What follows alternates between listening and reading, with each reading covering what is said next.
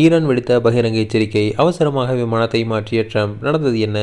அமெரிக்க Iran இடையே கடந்த பிப்ரவரி மாதம் முதல் போர் நீடித்து வருகிறது. இந்த நிலையில் கடந்த மார்ச் மாதம் ஈரான் மீது அமெரிக்கா நடத்திய வான்வழி தாக்குதலில் ஈரானின் உச்ச தலைவர் அலி கோமேனி மற்றும் அரசு உயர் அதிகாரிகள் உள்ளிட்டோர் பலர் உயிரிழந்தனர்.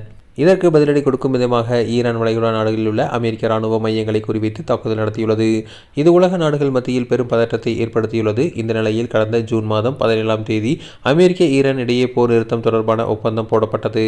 அந்த ஒப்பந்தத்தில் மொத்தம் 14 அம்சங்கள் இடம்பெற்றிருந்தன. அதன் அடிப்படையில் ஹர்முஸ் ஜலசந்தி வழியாக கப்பல் போக்குவரத்து மீண்டும் அனுமதி வழங்கப்பட்டது.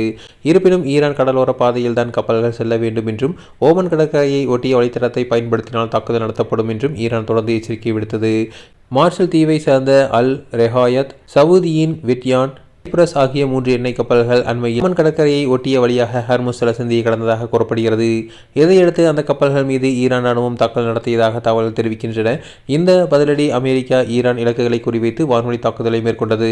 இந்த சம்பவங்களை ட்ரம்ப் கடுமையாக கருத்து தெரிவிக்கவும் இரு நாடுகளுக்கிடையேயான பதற்றத்தை மீண்டும் அதிகரிக்கும் காரணமாக அமைந்ததாக கூறப்படுகிறது. இந்த நிலையில் துருக்கியில் நடைபெற்ற நேட்டோ உச்சி மாநாட்டில் பங்கேற்க அமெரிக்க அதிபர் டொனால்ட் ட்ரம்ப் சென்றார். அப்போது ஈரான் ஆதரவு படைகளிடமிருந்து பாதுகாப்பு அச்சுறுத்தல் ஏற்பட்டதால் இதனை தொடர்ந்து அவசரமாக போயிங் 747-8 சிறப்பு விமானத்தில் வந்திறங்கினார். இதுகுறித்து அமெரிக்க உளவுத்துறை அதிகாரிகள் விசாரணை நடத்திய போது ஈரான் போயிங் 747-8 விமானத்தை குறிவைக்கவில்லை. மாறாக அமெரிக்க அதிபர் டொனால்ட் ட்ரம்ப் மற்றும் அவரின் பயணத்தை குறிவைத்துள்ளது என தெரிவிக்கப்பட்டுள்ளது. மேலும் நேட்டோ உச்சி மாநாட்டு முடிந்த பிறகு புதிதாக சேர்க்கப்பட்ட கத்தார் விமானத்தில் ஏவுகணையை திசை திருப்பும் மற்றும் செயலிழக்க செய்யும் முழுமையான நவீன தற்காப்பு அமைப்புகள் இன்னும் முழுமையாக பொருத்தப்படவில்லை. இதனால் லேசர் தொழில்நுட்பம் உள்ளிட்ட மேம்படுத்தப்பட்ட ஏவுகணை தடுப்பு விசைகளை கொண்ட பழைய ஏர்ஃபோர்ஸ் 1 விமானத்தை பயணிப்பதே பாதுகாப்பானது என அதிகாரிகள் ட்ரம்புக்கு அறிவித்தனர். இதையேற்று அங்காராவிலிருந்து புறப்பட்ட ட்ரம்ப் புதிய விமானத்தை தவிர்த்து பழைய ஏர்பேஸ் 1 விமானத்தை மூலம் தனது பயணத்தை தொடர்ந்தார்.